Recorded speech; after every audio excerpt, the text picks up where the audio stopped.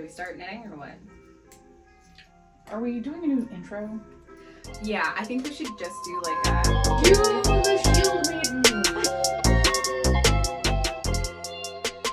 Welcome to Gauge for Glory, the podcast where we attempt to become master hand knitters. I'm Leslie. I'm Rachel. And this week, we define glory as... just trying to read the packet we got in the mail. So if you want to join us, stay tuned. Cue the shield maidens! If we're not having fun, we might as well not be doing it. Yeah, exactly. All right, cool. So we got update. And when I say we, I mean Rachel. Actually. Okay, I think we both have updates. So first off, we should be kind of clear too. Let's start off with what are you wearing? Oh, okay. All right. So before we get into all of that, I am wearing the flax sweater I made at Christmas. And this is knit with Knit Picks Provincial Tweed. So I feel quite good about it. I use the Tin Can. It's by Tin Can Knits. I use the app. So if you haven't used it, it automatically calculates based on the things that you choose. It just walks you through step by step. And honestly, it was really kind of nice to not have to do it myself, especially after looking at the packet, knowing I will have to calculate so much by myself. I love that app, to be quite honest. It's been really useful. I use it whenever I'm teaching students because Flax is a free sweater that they offer. And it's just great because then you don't have to tell them, oh yes, go through with your highlighter and every sixth part of the pattern or fourth number on the pattern, make sure that you underline that. 2 after the brackets. Right. Yeah. Two numbers after the brackets. Yeah. So if you haven't checked it out, the Tin Can Knits app, it's free. Some of the patterns are paid on there, but Flax at least is free. And they have totally worth it. I think a scarf. They have some socks on there as well. Yeah. It's great. How do you recommend? Yeah. Mm-hmm. I finished my snow. Yeah. See, it's so pretty. That's pretty. Okay, it's not exactly to the pattern because, as you know, I had to rip these sleeves out 3 times. It felt like more. Yeah, it definitely felt like more. I still more. have the swatch from the first set of trays I did. So the pattern calls for you to it's a circular yoke. It's a knitting for olive pattern called Snow. I'm knitting for olive merino along with one of their silk mohairs as well, which is like a fabric that I just love. But I've definitely been knit fluenced on for sure. But in any case, I do love merino. I love a little bit of fuzz. I love give me some mohair any day of the week. Any day of the week. I mean, why not knit with 2 balls of yarn when you could just knit with 1? Why not 2? So this sweater, you circular yokes separate for the sleeves, and then you're supposed to knit them from the bottom. You do it's not called a provincial cast on. Provisional, not provincial. I was provincial tweed, provisional cast on. Oh, that's where I got it from. Now I'm going to not be able to do it. Provisional cast on, and then you go up with the color work. But I was like, oh, I'm just going to do it from the shoulder down, which is like, I do what I want. Yeah, which was a mistake. So then I tried to do it their way, and that didn't work. So I ended up doing a combo where I did duplicate stitch for the stitches. And you know what? Fine. It's got snow. Yeah. Yeah. What are you knitting today? So this is this Hot Mess Express of ends is the Baseline cardigan by Suzanne Sommer. I don't know how to say her last name. I'm so sorry. It's not personal. It's just, I don't know how to pronounce it. But yes, it's knit sideways out from the middle. So I'm on the sleeves and it's going to be cropped, which I love a cropped cardie. It's good for my proportions. So yeah, I love that yarn. Yeah, I've got the sleeves to do and then the back flap ribbing and then the ribbing around the edges. And I ordered my buttons the other day. Ooh, I didn't know about that. Where did I I think it's called Twin Mountain Crafts. They do fun acrylic buttons, but these will have confetti in them. So it'll be clear confetti buttons. That's going to be so fun. Yeah. I bought these buttons when we went up to the yarn store up in Alexandria, Fiberspace. Yeah. And they're like a wood. They look like a little piece of a log. Oh, yeah. And I'm just like waiting for the right cardigan to strike me for those buttons. Tweed? Some tweed maybe? I think maybe some tweed. Yeah, I think you might have got me on there. So did you talk about the yarn? No, I was going to say the confetti funfetti situation kind of goes with this yarn. It's Hopper DK by the Fiberists. And it has this really interesting, it's rainbow lorikeet is the colorway, but it has this really interesting color pattern where it's not all dyed. Some of the natural, this natural gray, and then a portion of the yarn is dyed in this like rainbow color. And I knew that there was a risk of it pooling weird in terms of the color. So that's why I chose to do this cardigan, which is sideways garter stitch, because it would break up the pooling of the color work so that you could still enjoy it, but it wasn't going to look as weird. It wasn't going to look as sort of like, why is there a big blob of rainbow right there? So yeah, I think overall it's gonna be great. So, I think that was a really good choice. Yeah, I'm liking how it's turning out. It's lovely. It's really lovely. So overall, it reminds me. I think you should call it light bright. It looks like a little bit like light bright. I love it. I love it. Yeah. This was not what you were knitting when I visited you last. So yeah, it's okay. So thanks to the magic of television, this episode will appear to be very close to the last episode that we released. However, it's been a bit. My hair's grown. Yeah, I think mine probably has too. So I was like, I think we have to acknowledge the obvious here. Yeah. So, a little bit of life got in the way. Do you want to talk about any of that, or? I mean, my cat got really sick. Yeah. But good news, we figured out what it was. He's just diabetic. And so he needs a little extra help in life. And so I have just been adjusting to having a diabetic cat in my life. So he's doing much better. I have him for longer, and that makes me happy. So yeah, now I'm back. Now I'm back, and I can focus on the hand knitting program again. Yeah, definitely. And I've also been part of the committee now for our local guild. I think we talked about it last time. There's a knitting retreat in March in Kitty Hawk. It's called the Knitting by the Sea Retreat. I think there's still a couple spots open.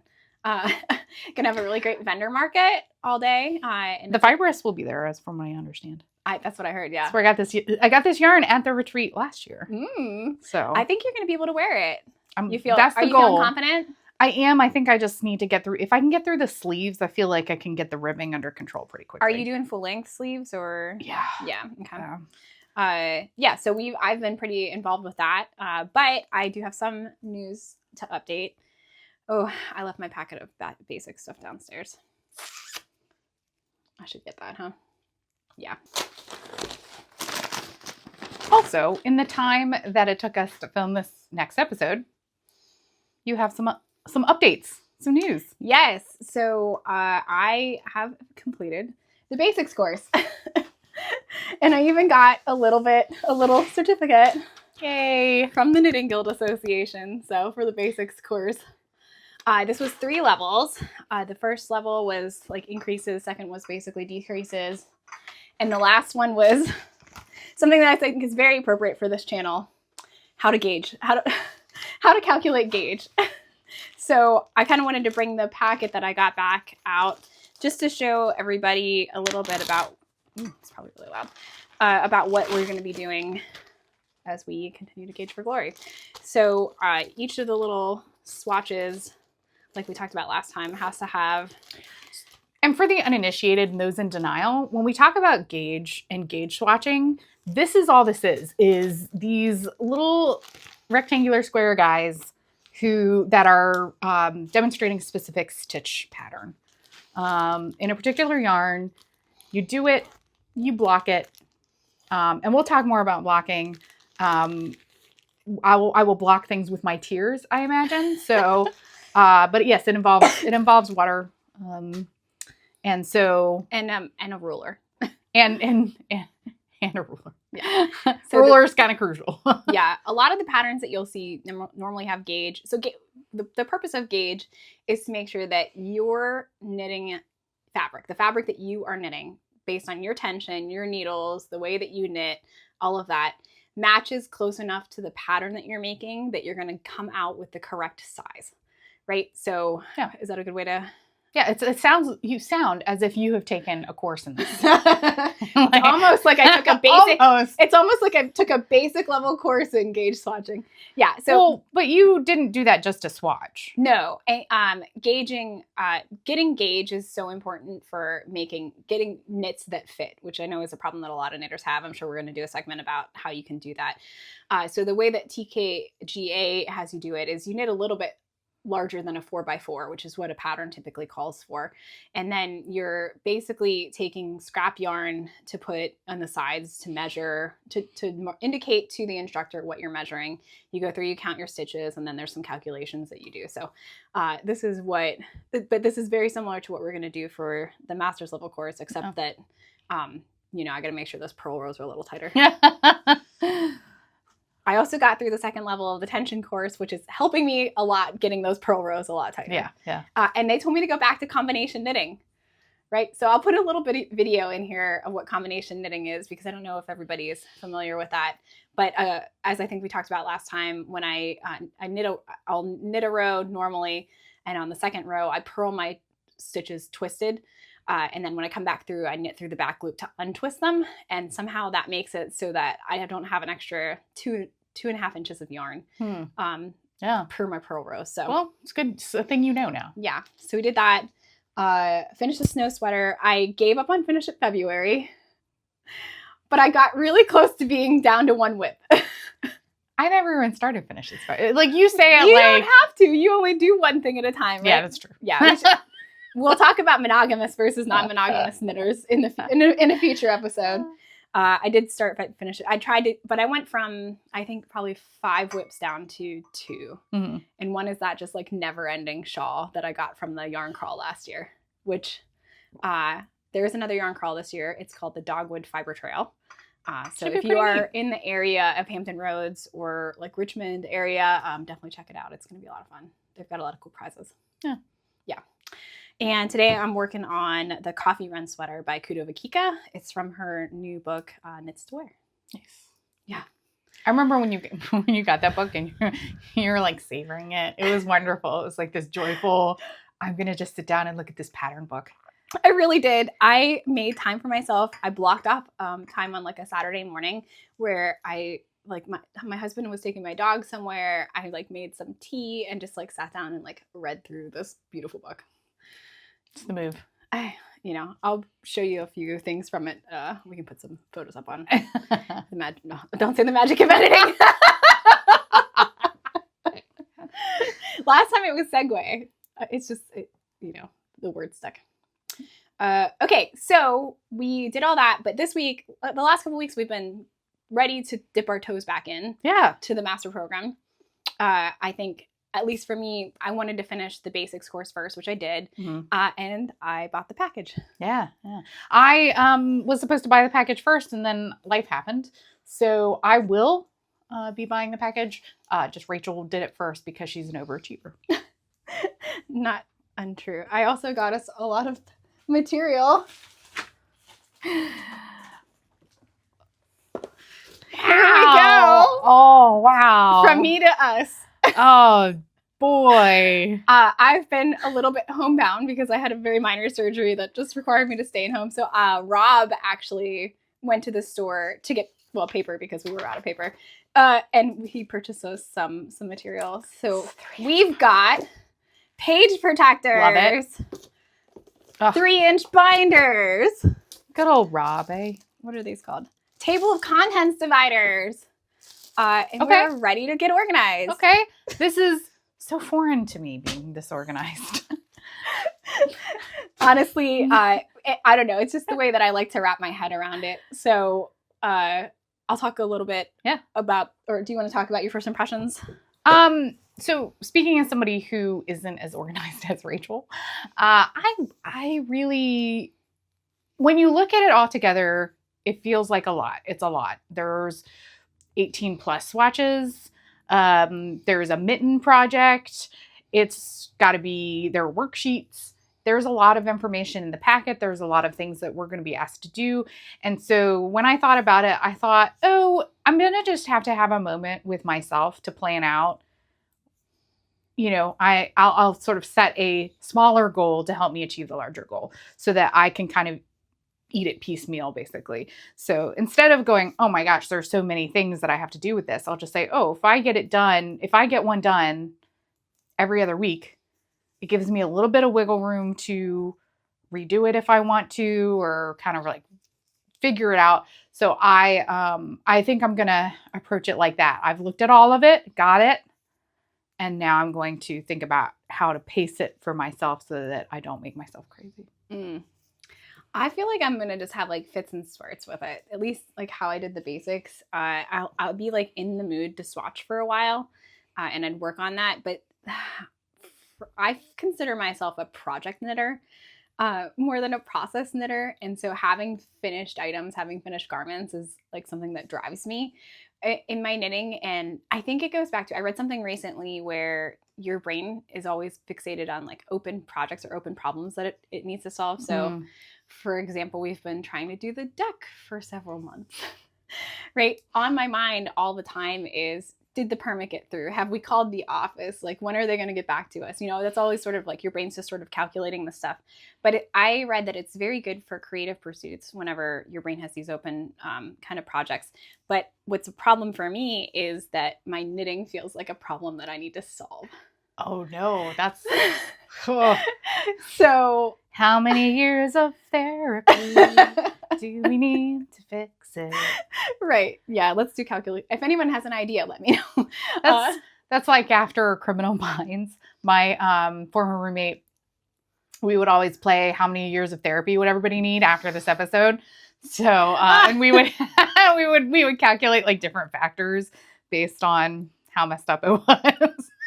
Yeah. So, I feel like the same could be said of any sort of creative pursuit. Yeah, I feel like acknowledging it is the first step. Sure. So I'm trying to remind myself that, no, this is like a fun hobby that we're doing for fun. Knitting is supposed to be fun, right? That's rule number one. Right.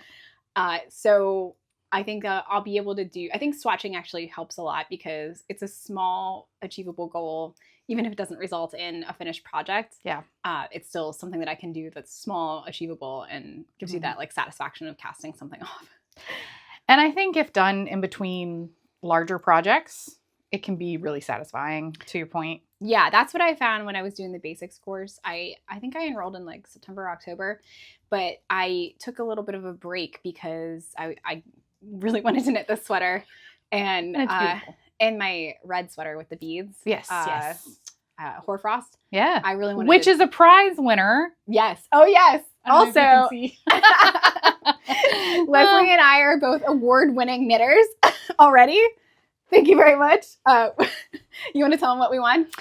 I won third place. I knit my mom a shawl, and it took a long time, is what I'm going to say. It was a lot of short rows and a lot of time. I restarted it a few times to learn the pattern, and relearn the pattern, and then learn the pattern one more time. And so I'm just going to leave that there. And it was partially, the first time was definitely on me. The second time I may not have counted, right? But tell them about what was so interesting about that pattern with the dice. Oh, right. So basically the shawl patterns, Impervious by Kim Evans. Brian? Wait. We'll put the name up. Okay. So she basically had and it was well written. She gave you kind of the shape of the pattern itself with the shape of the overall shawl with little waves of short rows that build on each other. And the way you determine the size of the wave that you need to knit was randomized via dice. So I took dice with me. Actually, the pattern came with I bought the pattern in one of her kits at the retreat last year. Yeah. And I would carry the dice around and roll the dice every time it was time to determine. It dictated how far into the shawl you started the wave, and then a different size die would decide which size wave you knit. And so it randomizes the pattern a little bit. And I got third place in the shawl category, which was I'm very proud of myself for even placing, because there were some nice shawls that did not place. I was like honored. I'll put a photo up. That was, no, I think you deserve that for sure. But yeah, that was definitely the biggest category, or we had the largest amount of submissions for that. And this is with our local guild. So in February, we do a fiber contest every year, and they got a ton of submissions this year. Yeah, it was great. Yeah. Well, we got peer pressured into it, but for the best. So yeah. It was good for us, right? Was it? Yeah. Last year we didn't have a ton of submissions, and so we were strongly encouraged to change our behavior for next year. Yeah. So, but it worked. I mean, we got a ton of stuff, and I won second place for my hoarfrost, and that's a sweater. It's a colorwork sweater. I can't remember the designer. I'll put the name up. And I actually added beads to that too. So, I couldn't just do my first colorwork sweater. I had done that cowl. I've done a lot of color work, but it just had to be a little bit extra. But I think it really adds to the piece. I love it. I love that sweater. And so I put the basics on hold. And the other thing I won for was my socks. Oh yes. Which that was the category where we had the least amount of folks submit, which I think is probably the only reason why I win, because I won third place there was because I had just finished and blocked those, and they were just like a kind of basic sock, but it was a cool stripe color, and I was like, well, you can put 3 things in, so why not? Yeah. So that was exciting. Yeah. But all of that to say, I put off the basics course while I was trying to work on that, and then after the holidays, and I got back into it, and when I got back into it, I got like really into it. So I think for me, at least my initial thoughts so far on how I'm going to organize myself, I want to get the binders built. I want to put like the pages in there and put the worksheets where they're going to be. So you put, when you submit the binder for each level, and so you have to put the worksheet in along with your swatch, which has been blocked and measured and all that. And so I think what I'd like to do is go through and put each of the pages in, separate the sections, like have little Post-it notes for what needs to go where, because I feel like that will be such a visual show of the progress you're making. Sure. Yeah. Yeah, like I said, I think I'm thinking of it as like smaller projects within one larger thing that gets collected at the end. So so let's talk about what it is going to be. So in level 1, we have to do 18 swatches, 1 project, which is the mitten you mentioned, and 1 report for blocking, and a lot of research too. So I got some books over there for us to start, Encyclopedia Knitting. I sure do. Yeah, I've started a little like knitting library. Inspired by Heather Sorda actually has a page online where she's like, these are the references I use. So I found some of those at the shout out Heather once again. Heather Sorda, shout out. So I think it's going to be a lot of research, because every technique you're doing, you have to show 2 source material, 2 pieces of research that show why you're doing that technique the way you're doing it. Yeah. What do you think?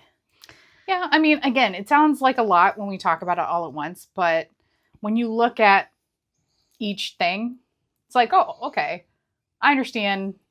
I can knit this swatch. Yeah. and again, we'll have to pay attention to tension issues and make sure that the gauge is actually correct based on what the materials that we're using. So, yeah, like I said, I'm going to tackle it one at a time. Yeah. Oh yeah.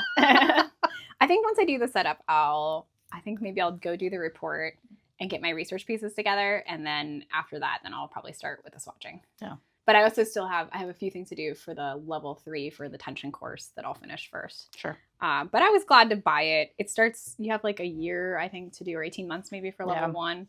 So I know it starts my clock, but I was ready to I wanted to see what it entailed, Yeah. No, it makes sense. I'm laughing with you. Yeah. I had to see it. I know. I had to know what we were getting ourselves into. Again, I was very much of the approach of like, I'll figure it out. I'll get it when I get it. No, I'll get it out. That's when the clock will, so because that's the other thing is once you get it, the clock does start. So I know that once I get it, I want to start kind of pacing myself and starting the first swatches, and at least doing I think for me, the first swatch will really be my test run of what works for me and what doesn't work for me. Yeah. And I go to a lot of social knitting things. I think you do too. So, I don't know that this is going to be a social knitting. I was going to ask you what you think about that. I just don't. I think it's going to have to be I sit at home and focus and knit the swatch. I don't know that it's group A group activity. yeah. I know it's not just we're like here talking about it together. Right. Yeah, but there's one thing to be said about like getting together to talk about our progress, like, you know, once a week or whatever, versus trying to, I agree with you, because I think the other problem too is there's, since we've started and we started talking about the podcast, Right. there are a lot of folks with incredibly strong emotional reactions to us doing Yes. this. You want to talk a little bit about that? I think it's a lot of projection. Yeah.